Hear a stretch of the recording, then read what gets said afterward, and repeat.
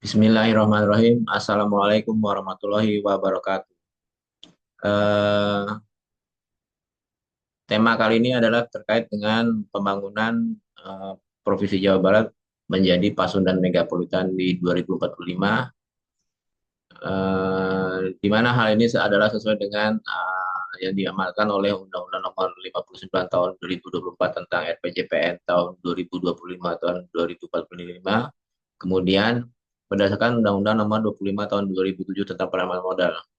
SSI ini menjadikan bahwa konsep kebijakan pembangunan pemerintahan di NKRI atau pemerintahan di daerah dalam hal ini adalah bisa menggunakan namanya sumber pembiayaan pembangunan non pemerintah atau melalui penanaman modal atau investasi. Jadi dalam hal ini pemerintah bisa melakukan pembangunan wilayahnya tanpa melalui APBN maupun APBD. Namun demikian, untuk mewujudkan hal tersebut, ke dalam dokumen rencana pembangunan daerah atau dokumen Bangda, sejatinya pemerintah provinsi maupun pemerintah kabupaten kota harus memiliki agenda pembangunan kewilayahan yang akurat dan terukur.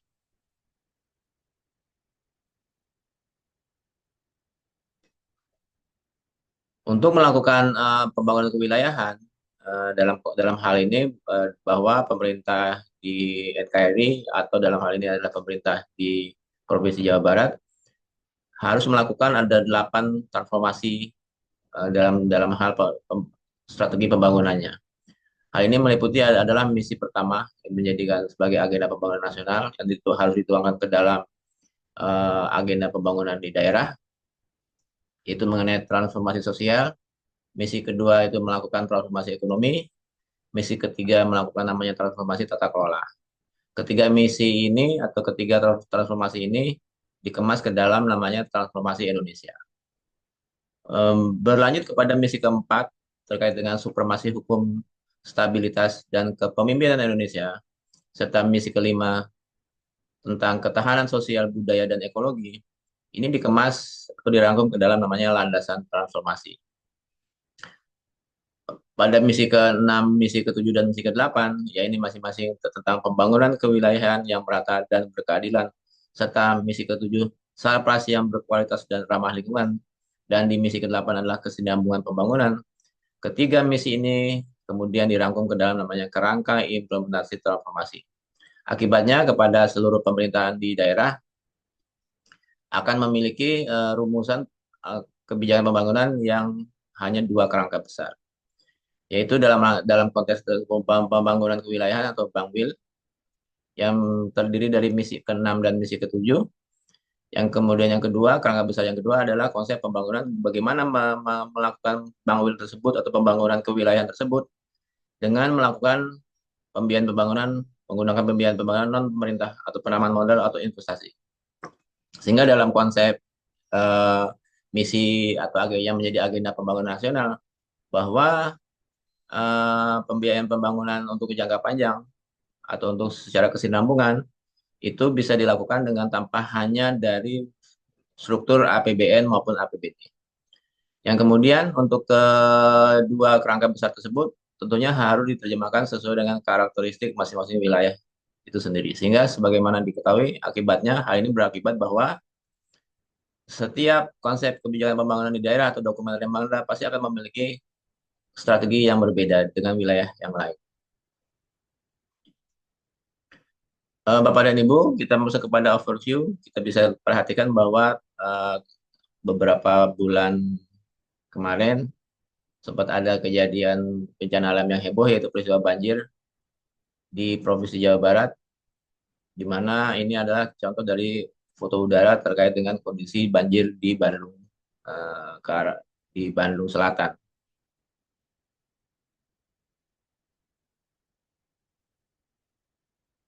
Kondisi banjir yang dialami oleh Provinsi Jawa Barat itu sejatinya adalah merupakan dari peristiwa atau agenda yang menjadi warisan dari tahun ke tahun.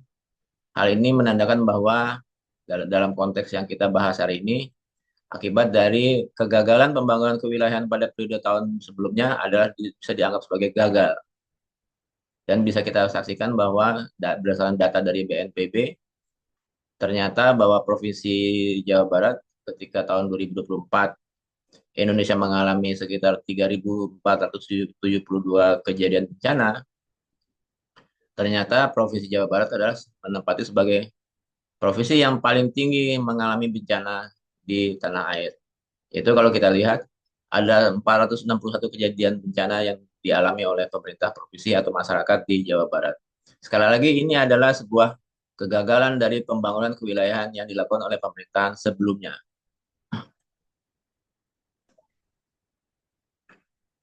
Kalau kemudian pemerintah sebelumnya melakukan konsep pembangunan kewilayahan yang benar, akibatnya maka yang akan terjadi adalah pemerintah provinsi saat ini akan memiliki pelayanan yang sangat baik. Lalu kemudian konsep pemberdayaannya kepada masyarakat juga sangat menjadi sangat teruji. Kemudian masyarakatnya memiliki peran serta yang baik kepada pembangunan dan mengisi pembangunan, serta menjadikan sebagai provinsi yang memiliki daya saing daerah yang sangat baik dan mumpuni.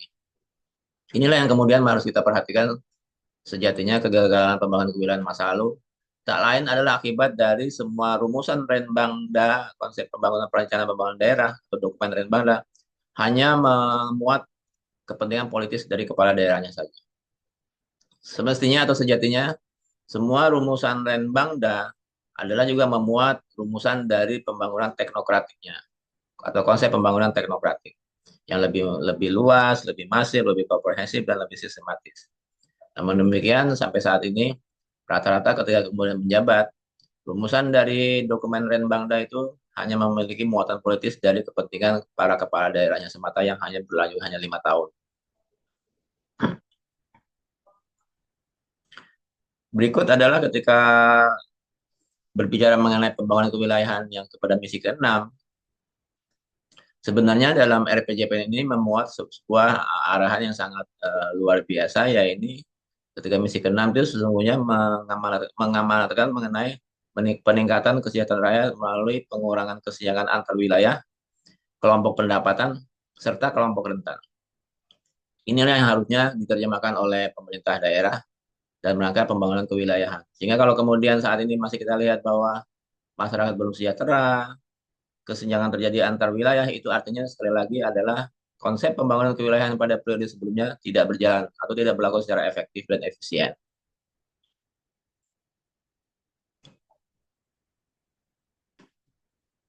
Dalam konsep di dalam misi ke-6 dan misi ke-7 mengenai pembangunan kewilayahan, sejatinya pemerintah daerah itu harus menepis berbagai macam isu.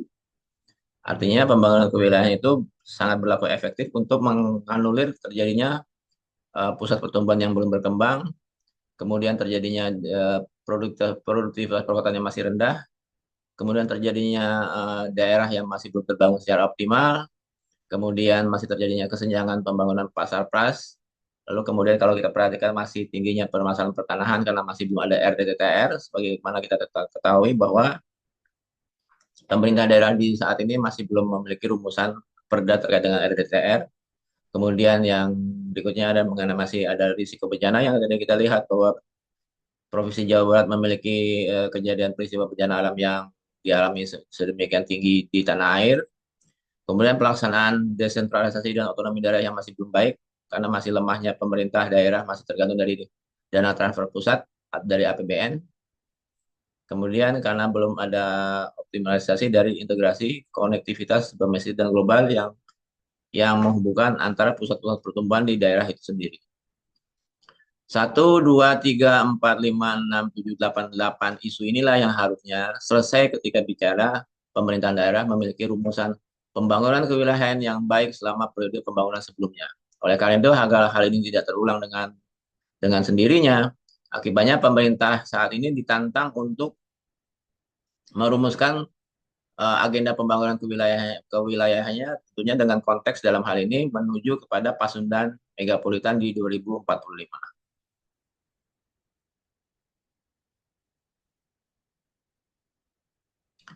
Arahan dari pembangunan kewilayahan yang diminta oleh Undang-Undang mengenai RPJPN itu bahwa Jawa Barat masuk ke dalam koridor ekonomi Jawa sampai di 2045 dengan positioning sebagai megalopolis yang unggul, inovatif, inklusif, terintegrasi dan berkelanjutan. Inilah kemudian oleh Undang-Undang RPJPN tersebut untuk Jawa Barat sampai 2045 di beberapa pembangunan kewilayahannya ditegaskan untuk atau diarahkan untuk kita kita perhatikan bersama. Satu, ya, kita bicara yang biru ini adalah sebagai kota metropolitan atau megapolitan atau metropolitan. Dua ini, yang biru ini, kemudian kita perhatikan pula bahwa sejatinya fokus pemerintah daerah, provinsi maupun kabupaten kota untuk mengembangkan kawasan strategis industri yang ada di sini. Kemudian kita perhatikan pula ada namanya kawasan strategis agriculture atau untuk kemandirian pangan yang di sini, kelompok besar di sini atau kawasan di sini. Dan kemudian jangan lupa untuk mengembangkan daerah afirmasi, daerah yang masih miskin, yaitu untuk di Kabupaten Kota di sini. Ini yang harusnya menjadi perhatian atau point of view kepala daerah dalam rangka pengembangan pembangunan kewilayahannya untuk mengembangkan ini semua yang sudah digariskan oleh Undang-Undang Nomor 59 Tahun 2045. Jawa Barat sendiri memiliki keunikan karena akan memiliki WPPN RI, yaitu di WPPN RI 712, lalu kemudian di WPPN RI di bawahnya adalah di Samudra Hindia sebelah sebelah selatan, yaitu di WPPN RI 573. Dua-dua ini akan kita kembangkan sebagai konsep dari arah pembangunan kewilayahan di Provinsi Jawa Barat dalam rangka menyiapkan koridor ekonomi Jawa di 2045 sebagai megalopolis yang unggul, inovatif, inklusif, terintegrasi, dan berkelanjutan. Inilah yang kemudian kita sebut sebagai Pasundan Megapolitan. Berikut Bapak dan Ibu terkait dengan pembangunan kewilayahan pada RPJMN tahun di 2005-2009 pemerintahan periode saat ini adalah bahwa arah pembangunan kewilayahan di Jawa Barat bisa kita lihat bersama-sama terbagi dari beberapa kawasan. Itu kawasan pertumbuhan, kawasan komunitas unggulan, kawasan sumber pangan, air dan energi, kawasan afirmasi, dan kemudian kawasan konservasi rawan bencana. Titik-titik kawasan inilah yang harus menjadi fokus pemerintah provinsi dan kabupaten kota dalam rangka pengembangan atau pembangunan kewilayahannya. Harus masuk ke dalam agenda pembangunan kewilayahan. Harus masuk ke dalam RPJMN atau RPJMD saat ini. RPJMD baik di provinsi maupun RPJMD di kabupaten kota, yaitu RPJMD 2025-2029. Dalam rangka apa? Dalam rangka konsep pembangunan di kewilayahan yang menganut Indonesia sentris, menganut asas Indonesia sentris, di mana pusat mengindikasikan sebuah arah pembangunan kewilayahannya, kemudian daerah pun dengan kewenangannya melakukan hal yang sama.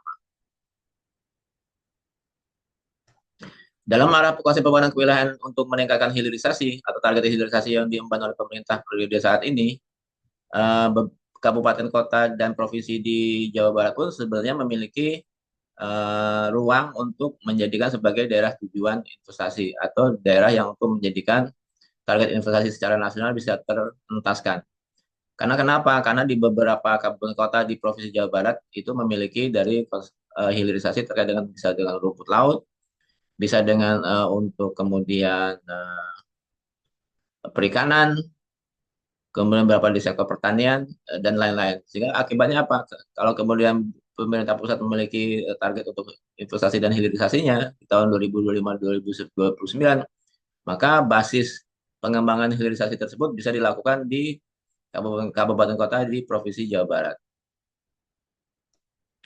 Berikutnya adalah terkait dengan kita melakukan namanya perumusan dari pengembangan dari sektor industri manufaktur sebagai arahan dari transformasi ekonomi yang tentunya dalam latar belakangnya adalah karena dalam rangka ingin mengembangkan pembangunan kewilayahannya di sektor ekonomi, khususnya terkait dengan di sektor industri manufaktur.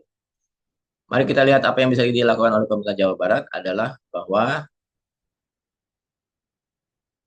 inilah beberapa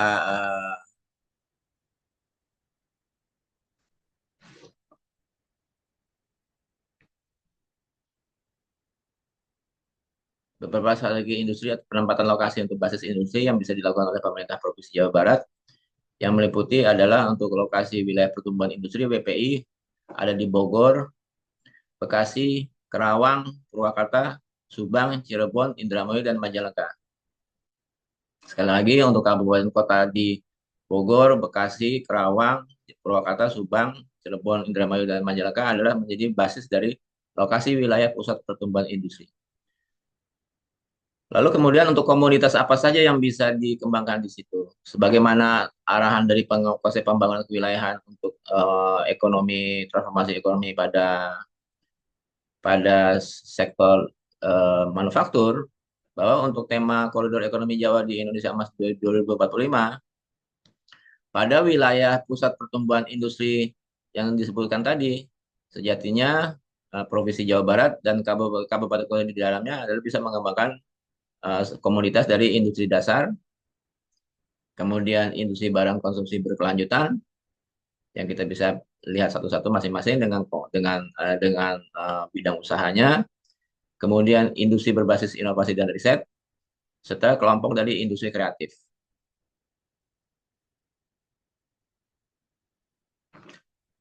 Konsep dalam latar belakang dari perumusan beberapa pengembangan industri manufaktur tadi tentunya tak lain karena di dalam Undang-Undang RPJPN nomor 59 tahun 2024 tentang RPJPN 2025-2045 ada beberapa kerangka berpikir, yaitu mengenai hilirisasi industri, mengenai pengembangan industri berbasis inovasi dan riset, kemudian bagaimana meningkatkan investasi dan ekspansi industri prioritas yang padat karya terampil, prioritas ekspor, dan memiliki basis teknologi yang menengah dan tinggi.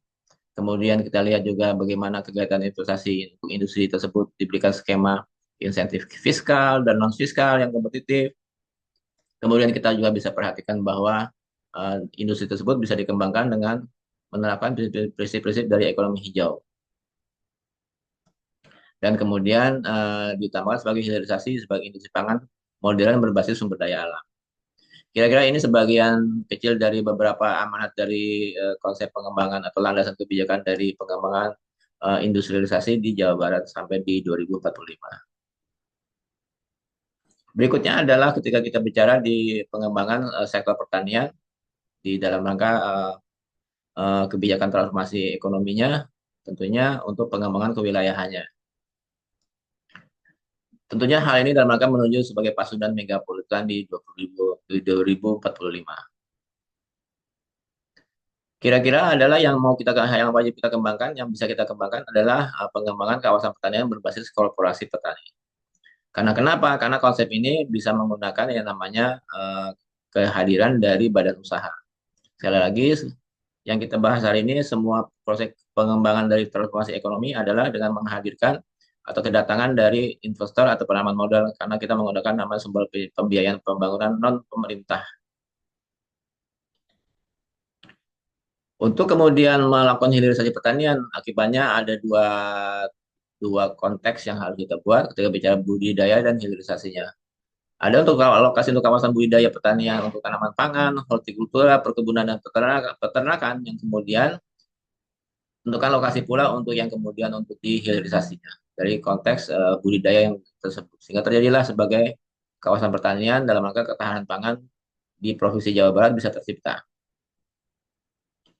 Di sini sekali lagi untuk lokasi industrinya bisa di Bogor, Bekasi, Karawang, Purwakarta, dan Subang sebagai wilayah pengembangan industri di atau WPI di Jawa Barat.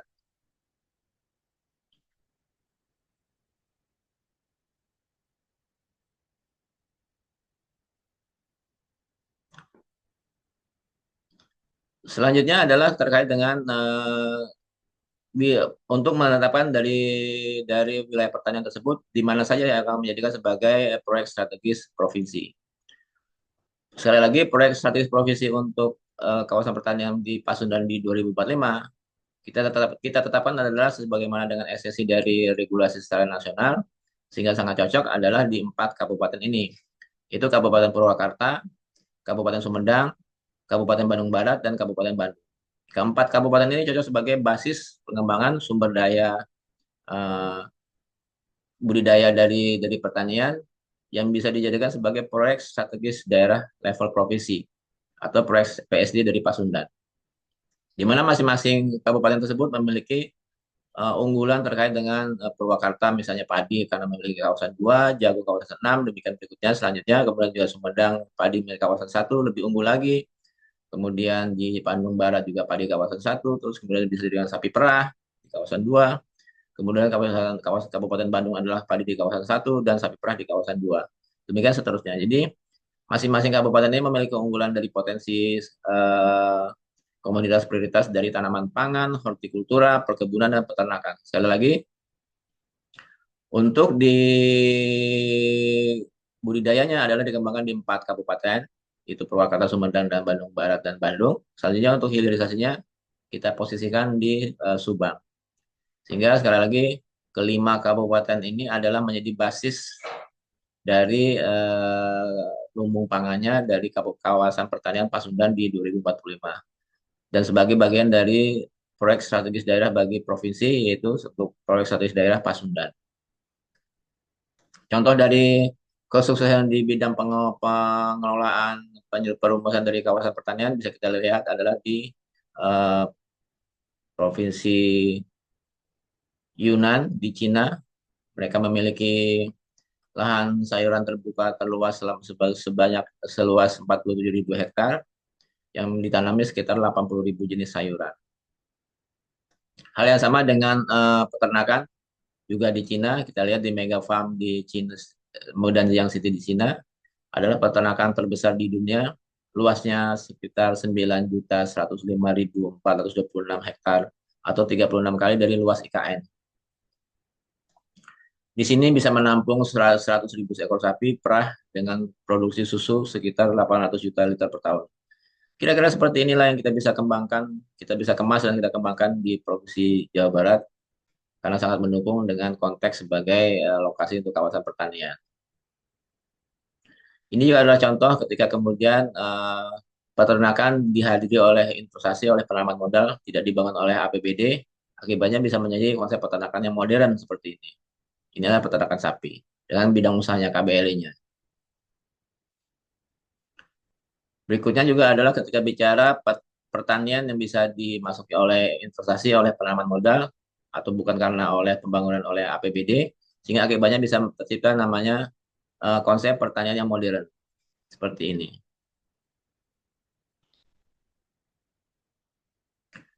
Ketika bicara kemudian konsep pertanian dimasuki oleh investasi, tentunya bisa tercipta atau bisa terjadi hilirisasi seperti misalnya contoh beras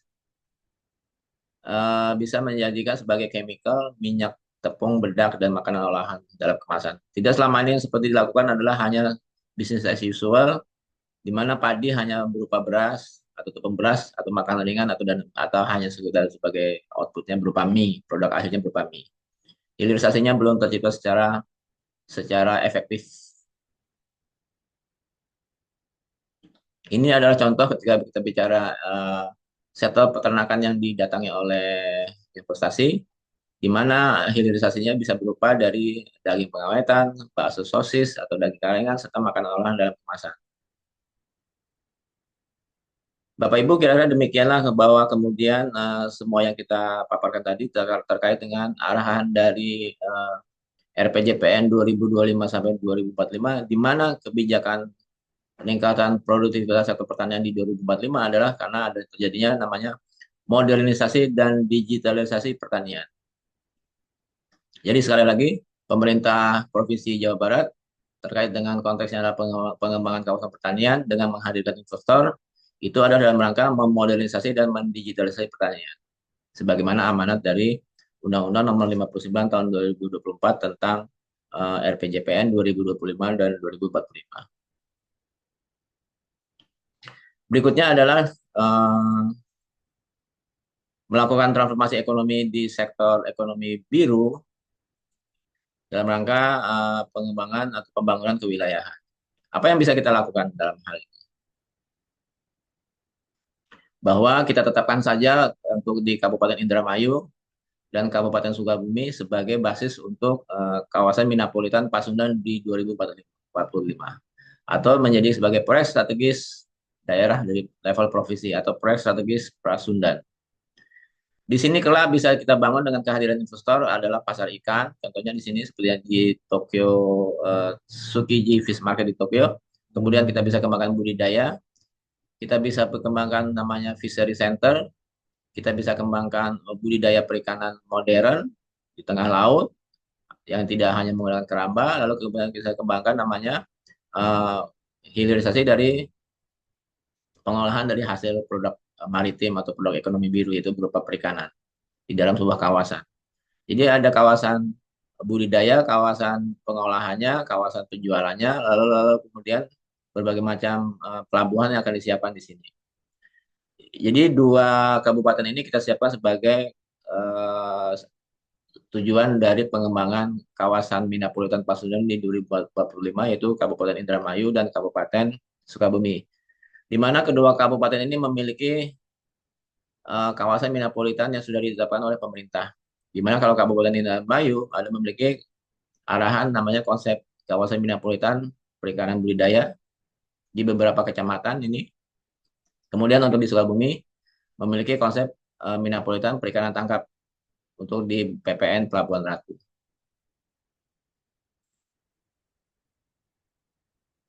Ini adalah contoh dari kegiatan kawasan Minneapolitan jika dikemas dengan menggunakan investasi sehingga bisa dilakukan secara modern, yaitu kawasan budidaya di tengah laut, kawasan budidaya peternakan ikan. Kemudian kita lihat pertambakan ikan dan kemudian pengolahan ikan dengan menggunakan kapal yang sangat modern yang sudah dilakukan oleh negara lain.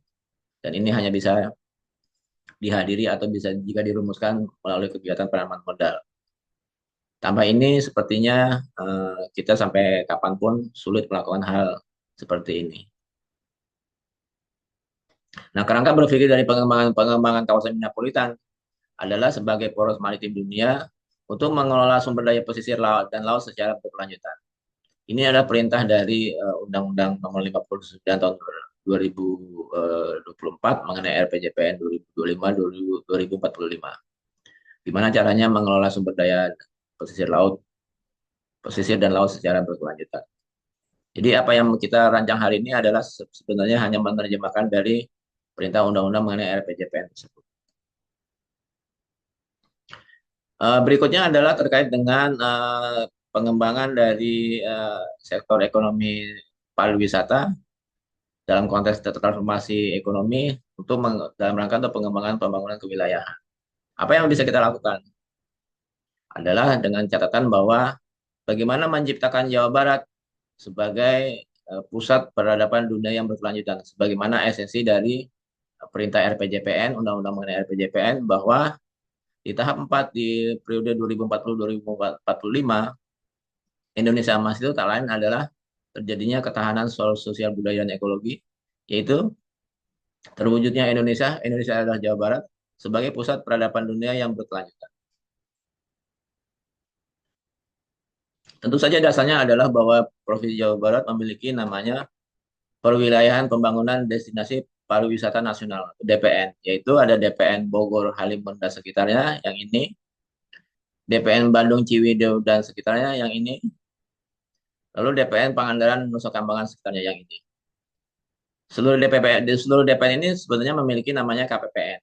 KPPN ini di bawah kewenangan dari pemerintah provinsi maupun kabupaten kota. Sehingga sebenarnya yang selama ini perlu dilakukan yang tidak pernah terjadi adalah merumuskan KPPN ini agar betul-betul sebagai destinasi pariwisata unggulan dari tujuan wisatawan Nusantara maupun wisatawan domestik. Bapak Ibu bisa perhatikan bahwa yang biru-biru ini selama ini belum terrumuskan dengan baik oleh pemerintah kabupaten kota maupun pemerintah provinsi. Itu misalnya KPPN Pelabuhan Ratu di sini, kemudian kita lihat juga di sini ada KPPN Tasikmalaya dan sekitarnya, lalu kemudian ada KPPN Lembang dan sekitarnya. Jadi pemerintah Provinsi Jawa Barat di level provinsi maupun kabupaten kota sejatinya memiliki beberapa KPN, namun demikian selama ini KPN-KPN tersebut tidak pernah dientaskan sehingga tidak bisa menjadikan sebagai daya tarik wisata atau destinasi wisata yang sesungguhnya jika menjadi destinasi wisata bisa dihadirkan ada 83 bidang usaha bisa masuk ke dalam sini atau bisa dikembangkan. Apa saja yang bisa dikembangkan secara garis besar adalah kemudian terkait dengan destinasi pariwisata nasional tersebut adalah ketika bicara aksesibilitas. Kemudian kita bicara amenitas yang kita kembangkan, kemudian atraksi. 3A ini adalah bagian dari yang harus kita rumuskan dengan baik dalam rangka untuk mewujudkan Jawa Barat sebagai daya tarik wisata yang unggulan. Bapak dan Ibu, sebagaimana diketahui, kalau kita lihat untuk mewujudkan pusat sebagai pusat peradaban dunia yang berkelanjutan, sejatinya Jawa Barat memiliki sejarah yang sangat baik. Ini kita perhatikan beberapa periode ketika bicara di tahun 135, 368, tahun 555, lalu kemudian tahun 673, sampai kepada tahun 739, dan kemudian terakhir di tahun 1700, bahwa beberapa kerajaan sempat berkembang dengan baik di sini. Kalau kita lihat kerajaan yang betul-betul sangat menguasai secara masif adalah kerajaan dari di Tarumanegara di tahun 1368, hampir menguasai separuh dari Jawa Barat, Banten dan sebagian besar Jawa Barat. Kemudian Tarumanegara berkembang menjadi hampir semua di Jawa Barat dikuasai. Kemudian pada periode berikutnya di tahun 673 terbelah dua antara Galuh dan Kerajaan Sunda masuk di sini. Tarumanegara menjadi hilang. Kemudian kita perhatikan bersama bahwa Kerajaan Sunda menjadi makin meningkat, memperluas di tahun 739. Kemudian justru Galuh yang di tahun 746 menguasai hampir sebagian besar dari Jawa Barat. Terus berikutnya kalau kita perhatikan sampai kemudian Jawa Barat di bawah kewenangan dari VOC atau Belanda di tahun 1700. Di sini hampir sebagian besar Jawa Barat sudah di bawah kendali dari VOC. Bapak Ibu bisa perhatikan di sini akibatnya sebagai pusat sejarah sejatinya adalah ada di Pakuan, yang hal yang paling besar, yang paling dominan, yang paling memiliki sejarah yang sangat luar biasa. Karena di sini terjadi namanya Kerajaan Sunda. Akibatnya mari kita kembangkan sebagai pusat peradaban dunia yang berkelanjutan adalah dengan kita membangun sebuah gedung pusat kesenian dan teater, sinema, museum, library, aircraft, mall, mais, dan lain-lain untuk kita memuat semua sejarah peradaban ini yang sudah terjadi di Provinsi Jawa Barat. Kita kemas semuanya ke dalam sebuah gedung namanya Gedung Teater dan Kesenian, Pusat Sejarah dan Kebudayaan dari Jawa Barat. Tentunya di sini akan memuat mengenai sebagai pelaksana dari teater, sinema, museum, library, aircraft, mall, mais, dan lain-lain. Ini adalah beberapa peninggalan budaya yang harus kita lestarikan, yang kita kemas ke dalam basis-basis pariwisata kita. Berikutnya adalah, nah, kenapa kita melakukan hal seperti tersebut? Adalah kaitannya dengan menyiapkan Indonesia sebagai destinasi unggulan wisata dunia yang berkelanjutan dan bernilai tambah tinggi. Ini adalah perintah dari Undang-Undang Nomor 59 Tahun 2024 tentang RPJPN. Beberapa konteks yang harus kita lakukan adalah dari sekian banyak ini, misalnya kita mengintegrasikan semuanya destinasi wisata tersebut, kemudian kan kita melakukan namanya pemanfaatan dari keragaman sumber daya alam, budaya, dan kreativitas kita tingkatkan semuanya. Kita inovasikan. Ini adalah sebagian kecil dari beberapa perintah dari Undang-Undang RPJPN terkait dalam menyiapkan Jawa Barat sebagai destinasi unggulan wisata dunia yang berkelanjutan dan bernilai tambah tinggi. Jadi sekali lagi semuanya adalah amanat dari Undang-Undang mengenai RPJPN. Berikutnya adalah bagaimana kita melakukan transformasi ekonomi pada sektor integrasi ekonomi dan domestik dan global dalam rangka pembangunan kewilayahan. Caranya adalah melakukan dalam pengembangan dari perkereta apian. Bapak Ibu bisa perhatikan di sini bahwa untuk menuju Pasundan Megapolitan 2045, salah satu hal yang paling pokok adalah kita membuat trase kereta api. Kita harus melakukan namanya peningkatan ekonomi dari simpul-simpul ekonomi ini agar terintegrasi sehingga mampu berpartisipasi dalam rantai pasok global. Caranya adalah kita membangun trase perkereta apian seperti ini. Ini akan menghubungkan dengan Pelabuhan Muara Gembong, Pelabuhan Patimban, kemudian Pelabuhan Losarang, Pelabuhan Cirebon, kemudian dengan Kertajati, kemudian dengan Pelabuhan Bojong Slawi, Pelabuhan Cipatuan, Cipatujah, Pelabuhan Pakenjeng, dan kemudian dengan Husin Sastra Negara, dan kemudian Pelabuhan Sindang. Semuanya kita integrasikan, kita sambungkan konektivitasnya melalui kereta api namanya Autonomous Rail Rapid Transit (ART) yang menghubungkan dan membuka jalur konektivitas di semua kabupaten kota dan simpul-simpul dari uh, pertumbuhan ekonomi yang terjadi di sana. Ini akan terjadi dan tercipta pada di 2045 dan harus kita mulai dari semenjak dari periode RPJMD di 2025 sampai 2029. Harus kita mulai periode ini. Lalu terkait dengan pelabuhan laut.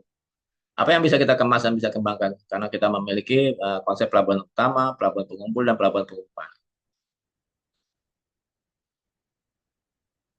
Adalah bahwa pelabuhan laut untuk di Provinsi Jawa Barat yang harus kita kemas dan kita unggulkan adalah pelabuhan di Kabupaten Indramayu dan di Kabupaten Sukabumi. Kita bisa memilih dari beberapa rencana pelabuhan di beberapa kecamatan di sini. Itu atau misalnya Pelabuhan Laut Indramayu, Losarang, Pelabuhan Balongan, Eretan, Juntinyuat, Karongsong, kemudian Patrol dan Sukra. Untuk kita bisa memilih dari beberapa eh, beberapa dari rencana pelabuhan yang sudah dimiliki oleh perencanaan di pusat untuk kemudian kita kembangkan menjadi pelabuhan, misalnya pelabuhan utama dan juga yang pada posisi di Kabupaten Sukabumi. Ada lokasi pelabuhan Ratu, pelabuhan Cisolok, Ciwaru, dan Ujung Genteng. Ini bisa kita tetapkan sebagai pelabuhan utama juga. Kita usul kepada pemerintah pusat, yaitu kepada Kementerian Perhubungan melalui Dirjen Hubungan Laut, agar kedua titik pelabuhan ini bisa benar-benar menghubungkan dua arah logistik yang berbeda. Sekali lagi, inilah basis dari aksesibilitas dari Provinsi Jawa Barat agar menuju kepada logistik secara global. Tanpa ini akibatnya Provinsi Jawa Barat hanya akan memiliki pelabuhan yang hanya berskala perlintasan dari secara nasional saja. Tapi dengan adanya konsep pelabuhan laut utama, maka pemerintah Provinsi Jawa Barat memiliki akses yang luar biasa sehingga otomatis kegiatan investasi yang di sini akan makin marak karena akan memiliki aksesibilitas yang makin terbuka luas ke dalam perekonomian global. Dan inilah yang kita jadikan sebagai proyek strategis daerah untuk bagi Provinsi Jawa Barat atau PSD Pasundan. Sekali lagi di sini Bapak dan Ibu bisa disiapkan yang namanya kawasan industri untuk industri gali-galangan kapal, industri maritim, kemudian untuk pelabuhan lautnya, pelabuhan perikanannya, pelabuhan lautnya, kemudian juga untuk budidaya ikannya di sini, untuk kemudian pasar ikannya di sini di kedua titik ini. Sekali lagi ini adalah bagian dari integrasi dalam rangka ekonomi biru yang harus dikembangkan oleh Provinsi Jawa Barat sebagaimana amanah dari Undang-Undang mengenai RPJPN. Berikutnya adalah mengenai konsep pelabuhan perikanan yang wajib dan bisa dikembangkan oleh pemerintah Provinsi Jawa Barat serta pemerintah kabupaten kota di dalamnya. Kita ketahui bahwa pelabuhan perikanan nasional memiliki layanan yang sangat banyak, seperti Cilacap ini saya coba lewat. Dan ini adalah penerapan dari atau pengembangan dari pelabuhan perikanan yang kita bisa kembangkan untuk Provinsi Jawa Barat di menuju pelabuhan menuju Pasundan Global Megapolitan di 2045. Beberapa dari proyek strategis daerah untuk provinsi yaitu PSD Pasundan meliputi dari pemilihan di Kabupaten Sukabumi dan Kabupaten Indramayu. Kita bisa memilih di beberapa kecamatan, kita tetapkan satu saja untuk sebagai basis pelabuhan perikanan, itu Pelabuhan Samudra yang tertinggi. Sehingga karena memiliki pelabuhan samudra dan pelabuhan utama, akibatnya aksesibilitas dan kemudian perluasan dari pergerakan ekonomi Jawa Barat akan menjadi lebih kepada secara global, terjadi secara global. Sekali lagi di sini bisa dibangun sebagai basis industri galangan kapal, misalnya juga untuk kepada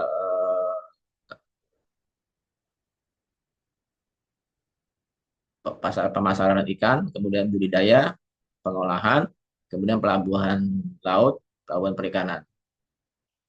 Jadi Bapak dan Ibu, sekali lagi inilah konsep terkait dengan pengembangan pelabuhan perikanan menuju Pasundan Megapolitan di 2045. Berikutnya adalah terkait dengan angkutan sungai dan danau, di mana beberapa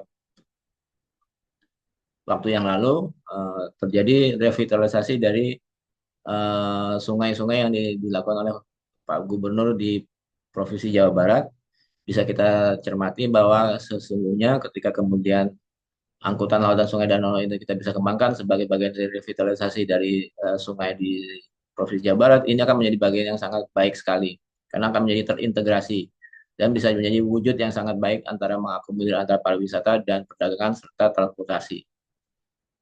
Contoh yang Bapak Ibu bisa lihat bahwa beberapa ilustrasi ketika bicara angkutan sungai yang dilakukan oleh negara itu akan membuat bahwa kegiatan pariwisata dan logistik mereka menjadi sangat maju dan berkembang. Sementara kalau kita di sini, contoh di kanan ini ada misalnya di Sungai Citandui, Sungai Cisadane, dan Sungai Cimano hanya untuk dipakai sekedar sebagai pelintasan arus sungai.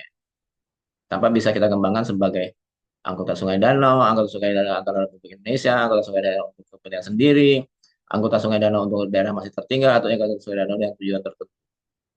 Artinya banyak kebijakan atau konsep yang bisa dipakai dalam rangka pengembangan dari sungai, wilayah sungai maupun danau untuk dijadikan sebagai kegiatan angkutan sungai dan danau. Berikutnya Bapak dan Ibu adalah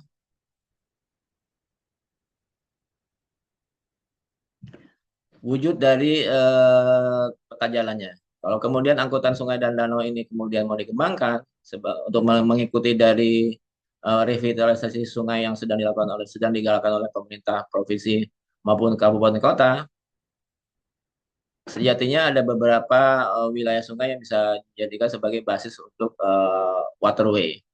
Itu basis di Ciwulan Cilaki, wilayah sungai Citandui, wilayah sungai Cimanuk dan Cisanggarung, wilayah sungai di Citarum, lalu wilayah sungai Cisadane, dan wilayah sungai Cisadaya Cibadak. Inilah yang kemudian akan menjadikan integrasi lagi antara konektivitas beberapa kabupaten kota yang dilewati oleh wilayah sungai tersebut dan kemudian mengintegrasikan dengan moda transportasi darat yang lainnya. Sehingga akibatnya apa? Makin luaslah aksesibilitasnya dari Provinsi Jawa Barat. Karena meliputi dari integrasi dari transportasi darat, laut, udara, dan air. Inilah yang kemudian akan kita jadikan sebagai proyek strategis daerah Pasundan atau proyek PSD dari Provinsi Jawa Barat. Bapak dan Ibu, ketika bicara namanya integrasi ekonomi domestik dan global yang dilakukan oleh Provinsi Jawa Barat, akibatnya akan terciptalah ini seperti ini. Ini adalah sudah memuat antara integrasi dari darat, laut, udara, dan air. Antara waterway, antara kereta api, ART, antara kemudian pelabuhan-pelabuhan tersebut, dan kemudian kita bisa lihat dengan udara, dengan Kertajati, dan kemudian khususnya satu negara. Semuanya kita aksesibilitas ya. Dan disinilah akan mulai kita lihat akan tercipta namanya konsep Pasundan Megapolitan. Artinya semua kabupaten kota terhubung oleh simpul-simpul transportasi dan semua pusat-pusat ekonomi akan tumbuh berkembang karena apa? Karena semuanya tersimpul oleh namanya integrasi dari aksesibilitas. Tanpa ini, Provinsi Jawa Barat akan sama saja seperti tahun-tahun sebelumnya. Dipastikan. Nah, konsep dari integrasi tersebut sejatinya adalah perintah dari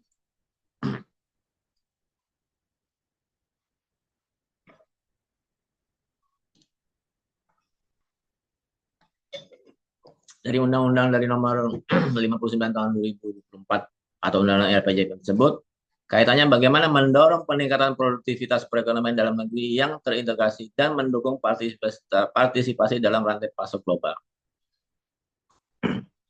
Beberapa arahan dalam undang-undang tersebut adalah mengenai penguatan integrasi konektivitasnya, lalu kemudian penciptaan pusat-pusat pertumbuhan baru yang efisien, kemudian penguatan kuantitas kualitas infrastrukturnya, lalu kemudian peningkatan keterkaitan ekonomi antar pusat-pusat pertumbuhan baru. Ini yang harus kita siapkan. Karena ini adalah perintah dari atau amanat dari undang-undang mengenai RPJPN. Berikutnya adalah terkait dengan pembangunan perkotaan dan perdesaan sebagai pusat pertumbuhan ekonomi. Bapak dan Ibu, ini adalah gimana caranya memitigasi bencana, karena ini sebagai pembangunan kewilayahan juga dalam konteks transformasi ekonomi. Kita tahu bersama bahwa Jawa Barat adalah sebagai sumber selama ini sebagai sumber bencana alam karena menjadi sebagai kejadian peristiwa bencana alam yang dialami Provinsi Jawa Barat adalah terbesar dibanding dengan provinsi lain. Kita lihat data berikut ini, Jabar alami 1.873 bencana ekologis sepanjang 2024. Kejadian bencana tersebut berupa 540 kejadian tanah longsor, 845 kejadian cuaca ekstrim, 261 kejadian banjir, 18 kejadian gempa bumi, 120 kejadian kebakaran hutan dan lahan, serta 19 kejadian kekeringan. Lalu dampak kejadian bencana ekologis sepanjang 2024 tersebut menimbulkan kerusakan terhadap 3.375 unit rumah rusak berat, lalu sebanyak 44.880 unit rumah rusak sedang, serta 14.280 unit rumah rusak ringan. Adapun wilayah yang terdampak terdiri dari Kabupaten Bogor sebanyak 393 kejadian, Kabupaten Sukabumi di bawahnya menempati urutan kedua 170 kejadian, Kota Bogor 155 kejadian di urutan ketiga, lalu Kabupaten Bandung Barat 128 kejadian, disusul oleh Kabupaten Karawang 126 kejadian, Kabupaten Bandung 94 kejadian, Kabupaten Ciamis 81 kejadian, Kabupaten Subang 64 kejadian, Kota Cirebon 59 kejadian, dan Kota Tasikmalaya 55 kejadian. Sehingga total semuanya adalah sebanyak 1.873 bencana. Bapak dan Ibu dan seluruh pemangku kepentingan di Provinsi Jawa Barat, ini semua terjadi di 2024 tersebut adalah akibat dari konsep pembangunan kewilayahan Jawa Barat yang tidak berjalan. Atau bisa dibilang bahwa pemerintah sebelumnya adalah mengalami kegagalan dalam rangka pembangunan kewilayahan. Atau sama sekali tidak melakukan namanya konsep pembangunan kewilayahan. Karena sejatinya setiap uh, sebuah perkotaan bisa dirumuskan secara terencana. Jadi untuk menghindari kembali musibah banjir, sejatinya kota bisa diulang lagi untuk dilakukan namanya perencanaan ulang. Karena itu yang kemudian lahirlah konsepnya namanya Rencana Penyelenggaraan Pengelolaan Perkotaan atau RP2P secara berkelanjutan. Inilah yang kemudian tidak dilakukan oleh pemerintah Provinsi Jawa Barat, pemerintah kabupaten kota di dalamnya.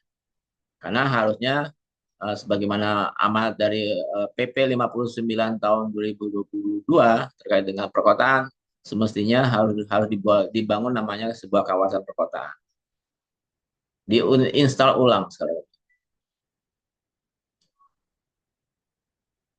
Dalam membangun namanya konsep perkotaan, kita bisa melihat dari namanya Dinanhui New Spawn City yang diarahkan bisa dijadikan sebagai konsep pembangunan dari Pasundan Smart City.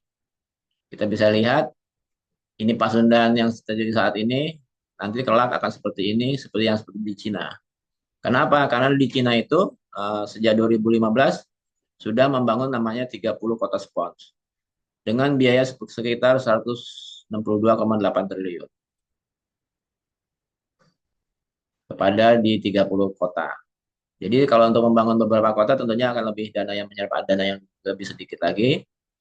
Kita bisa lihat di mana saja yang akan dibangun sebagai kota modern atau kota sport city, yaitu karena akan memiliki perancangan dari fasum dan fasos yang baik. Prasarananya akan dikaji ulang dan disempurnakan, sarana dikaji ulang disempurnakan, serta utilitas umumnya akan dikaji dan disempurnakan, termasuk fasosnya. Hingga sekali lagi, ketika bicara terhadap bencana, tentunya semuanya ini akan masuk ke dalam upaya untuk merevitalisasi hal tersebut.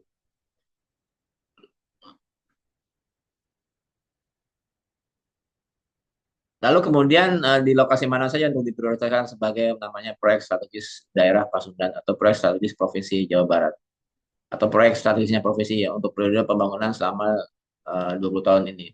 Kita ambil di 4 kabupaten yaitu di Ciamis perbatasan, Garut dengan Cianjur perbatasan, kemudian kita di Kabupaten Bogor, kemudian di antara Subang dan Kerawang perbatasan dengan Purwakarta.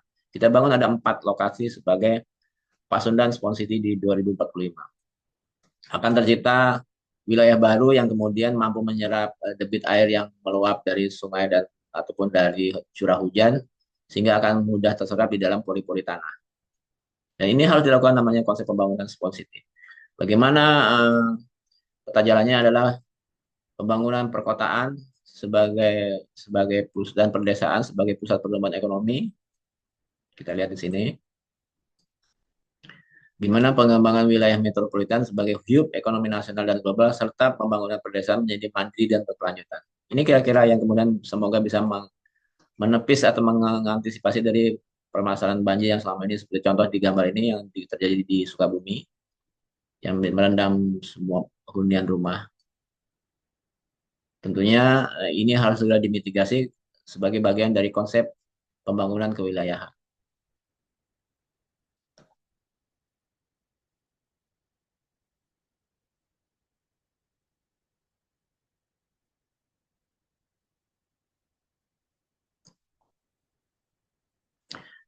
Bapak dan Ibu, ini adalah konsep dari Pasundan Megapolitan.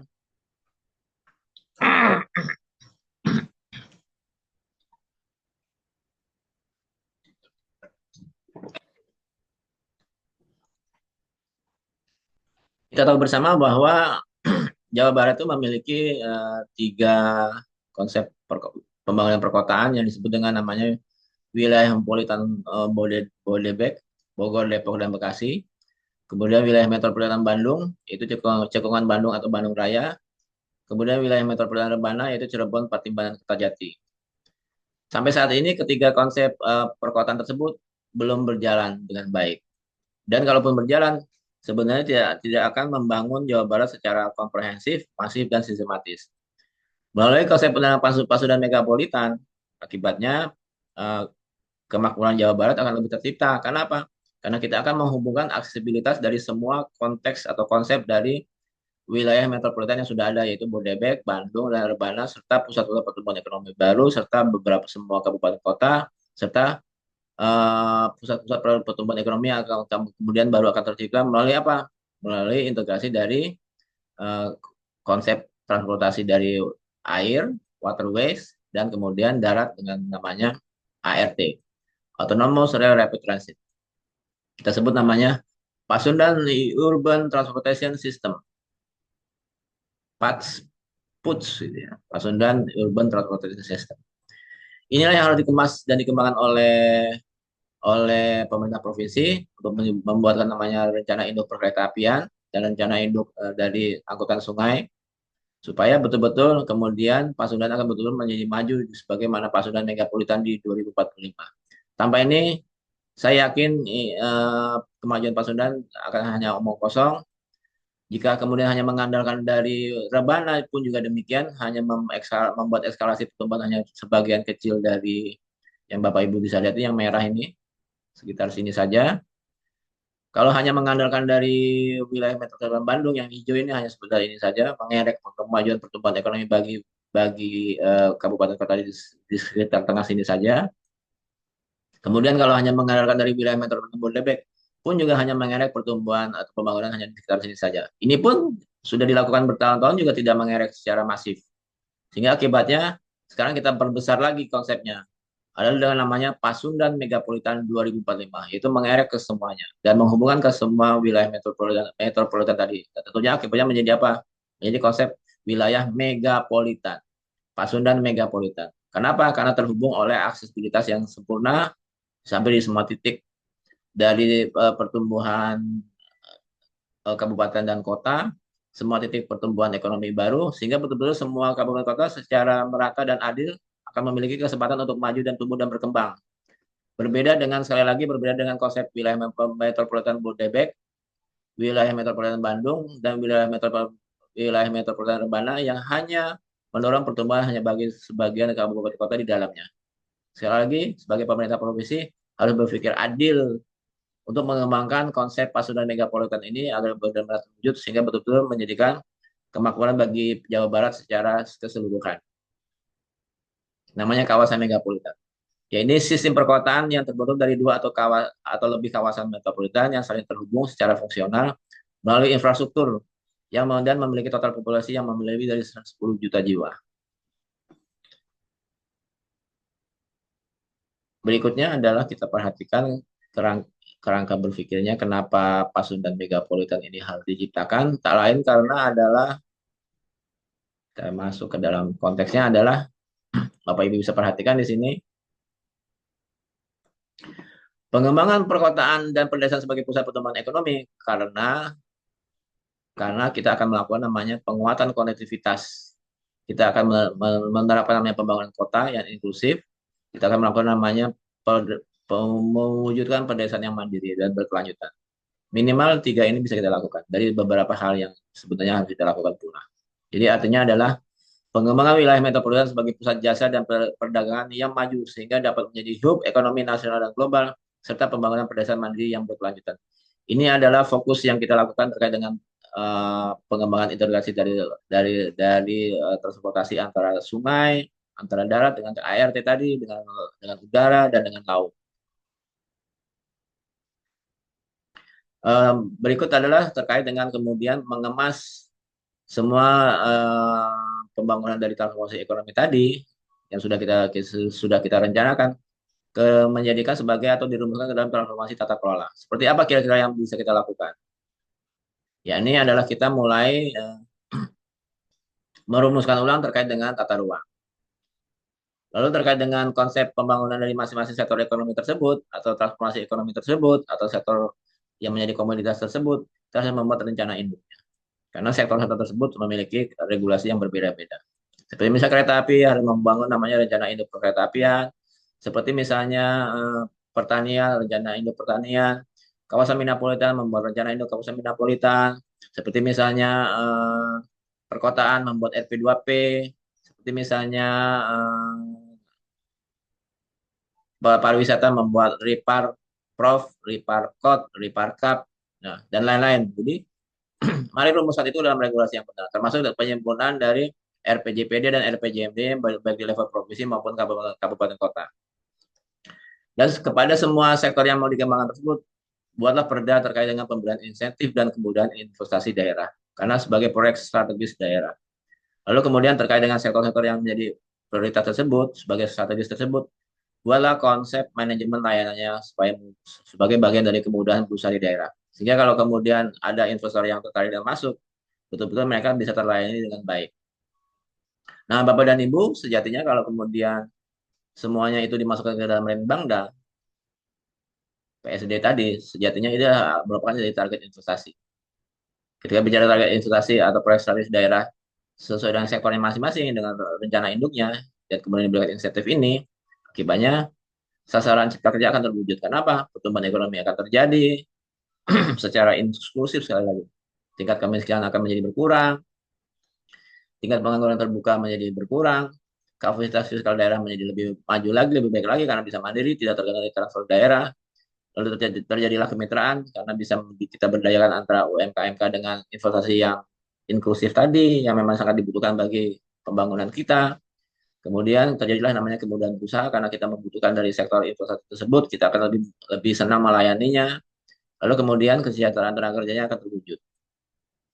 Nah, dengan ya masuknya proyek strategis daerah ke dalam rencana pembangunan daerah atau investasi masuk dalam rencana pembangunan daerah, akhirnya bisa dikalkulasi bahwa tujuan pembangunan daerah itu masuk ke dalam RPJPD, mana RPJMD, berbagai macam konsep pembangunan daerahnya, kita pilih menjadi dua. Mana yang didanai oleh masyarakat, oleh investasi, oleh penanaman modal, yaitu disebut dengan PFI, Private Finance Initiative, mana yang didanai oleh yang namanya APBN atau APBD. Ketika bicara dengan konsep yang dibangun oleh namanya masyarakat atau non pemerintah atau investasi atau penanaman modal atau private fund initiative, maka kita menggunakan namanya sebagai proyek strategi daerah yang tergabung di iPro. iPro inilah yang kita promosikan kepada investor. Dan tentunya semua iPro ini adalah merupakan bagian dari investasi yang kita minta kehadirannya di Provinsi Jawa Barat adalah investasi yang bersifat inklusif. Kenapa? Karena sangat dibutuhkan bagi pertumbuhan pembangunan dari Provinsi Jawa Barat. Selama ini Jawa Barat dan daerah-daerah lain dihadiri oleh investasi yang eksklusif. Karena investasi yang hanya memanjakan dari pengusaha atau investor, membuat mereka makin kaya. Sementara pemerintah daerahnya mungkin hanya mendapatkan dari pertumbuhan ekonomi yang tidak masif, yang tidak menyerap dengan baik di daerah itu sendiri, karena adalah PMA yang kemudian diekspor, yang bahan bakunya yang kemudian bahan baku yang impor juga, yang hanya sebagai bagian dari tanpa ada namanya supply chain dan value chain ada di dalam provinsi itu sendiri.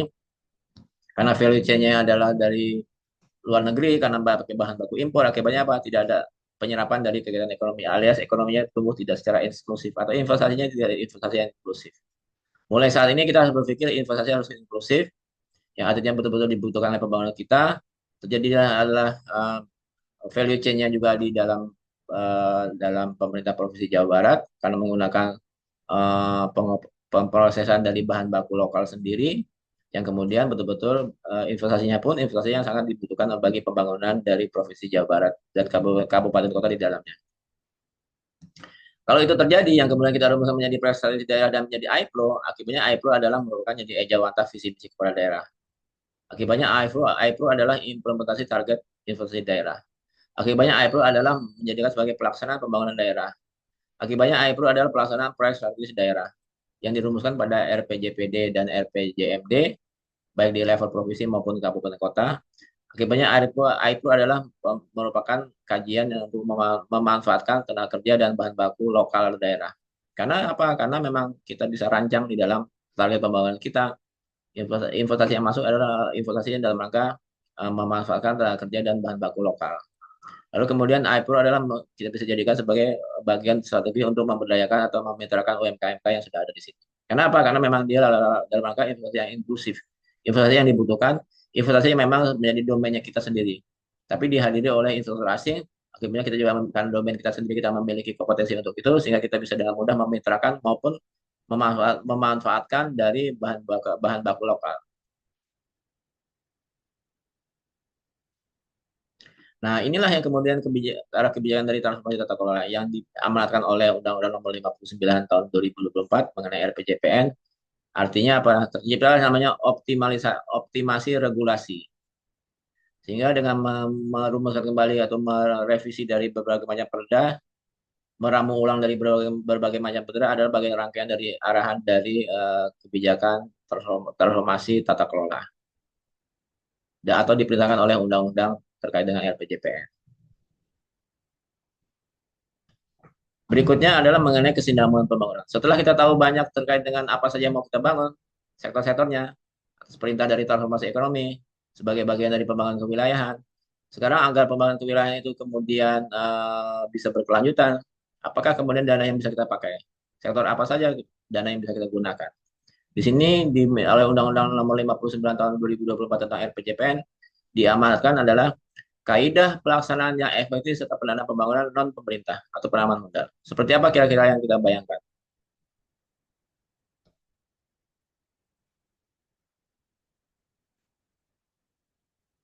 Kira-kira seperti ini Bapak dan Ibu. Jadi dalam Undang-Undang RPJPN sudah diamanatkan bahwa pentahapan pembangunan menuju Indonesia Emas itu dibagi dalam 5 tahun, sehingga 5 kali 4 20 tahun sampai di 2045. Dalam tahap pertama itu penguatan fondasi transformasi, Bapak Ibu bisa perhatikan bahwa pembiayaan pembangunan tersebut sudah mengakulturasi atau mengoptimalisasi pembiayaan pembangunan non pemerintah.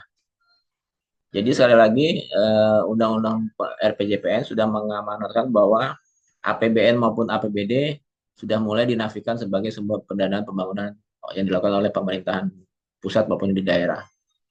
Lalu tahap kedua adalah pembiayaan pembangunan.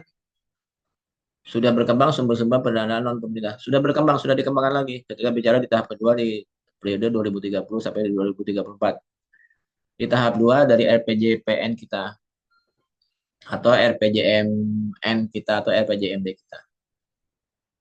Lalu di tahap ketiga dan sampai ke tahap keempat, kita langsung ke ujungnya saja, sudah terjadi namanya sinergi pendanaan antara dana pembangunan pemerintah, yaitu APBN atau APBD, dengan non pemerintah yang semakin meningkat. Bisa terjadi Bapak dan Ibu di periode 2045, 2040-2045 di tahap 4, di tahap Indonesia Emas, mungkin beberapa daerah atau pemerintah pusat juga sudah menggunakan pembangunannya menggunakan namanya alokasi dari non pemerintah atau mengajak peran serta investor penanaman modal atau swasta. Sehingga yang namanya APBN atau APBD itu sudah betul-betul menjadi sangat minim sekali. Itu yang memang diarahkan oleh undang-undang kita, undang-undang yang buat saya walaupun memang sangat liberal sebenarnya, tapi sudah jadi undang-undang sehingga apa boleh buat harus kita terapkan. Itu Undang-Undang Nomor 59 tahun 2024 terkait dengan namanya RPJPN 2024 2025 sampai 2045. Jadi mau nggak mau, kalaupun kemudian pemerintah saat ini sudah mulai mengurangi belanja belanja di struktur state budgetnya, APBN-nya kepada APBD juga, ini adalah sebenarnya tak lain dari memang sebuah keniscayaan yang artinya memang sudah menjadi strategi dari undang-undang tentang RPJPN. Baik, sekarang penutup Bapak dan Ibu, di ujung akhir ini saya akan mencoba mengkalkulasi kira-kira Pasundan Megapolitan di 2045 itu seperti apa sih kira-kira. Jadi peta jalannya pembangunan kewilayahan untuk menuju Pasundan Megapolitan di 2045, kalau kita perhatikan, terjadilah namanya positioning, yaitu untuk Jawa Barat megapolis, unggul, inovatif, inklusif, terintegrasi, dan berkelanjutan. Ini adalah yang diminta dari Undang-Undang mengenai RPJPN. Undang-Undang 59 tahun 2024 untuk di koridor ekonomi Jawa. Sehingga sekali lagi Pasundan Megapolitan di 2045 itu merupakan representasi dari ini. Megalopolis, megapolitan, unggul, inovatif karena memiliki sumber-sumber pertumbuhan ekonomi baru di sini. Budidaya ikan, ekonomi biru, kemudian beberapa pertumbuhan kawasan perkotaan, TOD, Transit Oriented Development, kemudian terintegrasi karena aksesibilitasnya tumbuh, ada memiliki kereta, waterways yang sudah dikembangkan di sini, menghubungkan hampir semua kabupaten kota Jawa Barat, semuanya berkesempatan untuk maju karena terhubung terkoneksi dengan baik dan menuju kepada simpul-simpul ke pelabuhan utama, pelabuhan perikanan, dan ke simpul-simpul di pelabuhan udara, dan simpul-simpul pertumbuhan ekonomi baru di sini. Bapak Ibu bisa lihat yang ini adalah TOD di sini, semuanya TOD. Kota-kota baru ini akan tumbuh sendiri. Jadi sekali lagi kota baru akan tumbuh ketika bicara ada aksesibilitas terjadi dengan baik. Sehingga sekali lagi Bapak dan Ibu, Pasundan uh, Megapolitan 2045 kira-kira akan begini. Dan ini akan mengalahkan dari wilayah metropolitan Bodebek yang hanya di sini, atau wilayah metropolitan dari Bandung yang ada di sini tengah, atau wilayah metropolitan Rebana yang hanya di sini. Semuanya hanya lokalistik. Tapi kita bicara namanya Pasundan Megapolitan akan lebih merata kepada hampir ke semua kabupaten kota. Sehingga semua kabupaten kota secara secara adil akan memiliki tingkat kemakmuran yang sama. Sehingga sekali lagi daerah afirmasi yang tercipta di sini Sukabumi sampai Garut semua akan tereliminasi. Kenapa? Karena sudah dikembangkan dengan pertumbuhan ekonomi yang baru. Sekali lagi ini semuanya berkat dari biaya pembangunan non pemerintah atau bukan dari APBD atau bukan dari APBN, namun dari investasi, dari penanaman modal. Dan sekali lagi untuk konteks seperti itu kita dilindungi oleh Undang-Undang Nomor 59 tahun 2024 tentang RPJPN yang bunyinya kira-kira begini. Kebutuhan investasi yang tinggi dan berkualitas di Indonesia Emas 2045 adalah melalui arah kebijakannya adalah dengan mendorong pertumbuhan ekonomi tinggi dan inklusi dan berkelanjutan. Ini perintah dari Undang-Undang RPJPN. Apa saja yang mesti dilakukan? Memprioritaskan investasi. Sekali lagi memprioritaskan investasi bagi industri prioritas. Transformasi hijau. Lalu kemudian memprioritaskan investasi bagi infrastruktur dan konektivitas. Dilakukan dengan tadi waterway dan kereta api. Lalu memprioritaskan investasi berorientasi riset dan inovasi. Kemudian memberikan pemberian investasi, mendorong investasi agar diberikan distimulasi dengan pemberian insentif dan kemudahan investasi daerah. Lahirlah berbagai macam perda PIKIT di sini. Perda pemberian investasi dan kemudahan investasi daerah, baik di level provinsi maupun kabupaten kota. Ini perintah undang-undang. Lalu mendorong iklim investasi dan kepastian berusaha. Lalu kemudian mensinkronkan atau mengharmonisasi semua kebijakan investasi pusat daerah. Sekali lagi daerah sudah kita sinkronkan tadi dengan tata ruang, sekali lagi dengan tata kelola tadi, tata ruang, kemudian kebijakan rencana induknya, sampai kemudian RPJPD dan RPJMD-nya di level provinsi maupun kabupaten kota, kemudian dengan kemudahan berusahanya dengan insentif daerahnya. Semuanya sudah kita sinkronkan. Itu akan kita bahas berikutnya secara lebih mendalam karena itu membutuhkan kehadiran dari kepala daerah di level provinsi maupun kabupaten kota bersama dengan masing-masing DPRD-nya. Kita bisa kemas semuanya, kita rumuskan bersama ke dalam sebuah perda-perda yang kita perlukan untuk itu. Jadi nanti akan kita inventarisir perda-perda apa saja dibutuhkan dalam rangka menuju Pasundan Pasundan Megapolitan di 2045. Bapak dan Ibu, demikian kira-kira seperti ini yang sekali lagi yang harus kita kemas menuju Pasundan Emas di 2000, Pasundan Megapolitan di 2045. Ini adalah baru dari paparan pendahuluan atau pengenalan pertama. Sekali lagi respon berikutnya untuk mewujudkan ini sangat mudah sepanjang memang antara pemerintahan daerah dan pemerintahan dan DPRD menyatu dan berkolaborasi. Semua perda-perda bisa kita rumuskan dengan sangat cepat dan sangat mudah, bisa diambil dari atas dasar prakarsanya DPRD, bisa sangat murah tanpa biaya pun sekalipun karena prakarsanya DPRD, tanpa perlu kita membuat berbagai macam seperti misalnya konsinyering dan lain-lain, cukup dengan kita melakukan namanya melalui Zoom seperti ini. Dan sekali lagi menuju Pasundan Megapolitan 2045 adalah sangat mudah dan murah sepanjang kita sendiri mau. Dan sekali lagi, kunci pembangunan dari daerah adalah pembangunan kewilayahan. Tanpa itu terancang dan terlaksana dengan baik, apalagi tanpa tersusun di dalam RPJPD maupun RPJMD-nya provinsi maupun kabupaten kota. Sekali lagi, pembangunan di 2045 disebut dengan Indonesia Emas melalui namanya Jawa Barat, kondisinya akan sama saja, alias omong kosong alias nonsen. Kenapa? Karena agenda pembangunan kewilayahannya tidak betul-betul terumus dan terurai kepada RPJPD maupun RPJMD-nya di level provinsi maupun kabupaten kota. Hingga sekali lagi, akibatnya sekali lagi, apa yang terjadi? Jawa Barat di 2045 akan sama saja seperti Jawa Barat di periode sekarang atau periode yang kemarin. Demikian, wassalamualaikum warahmatullahi wabarakatuh.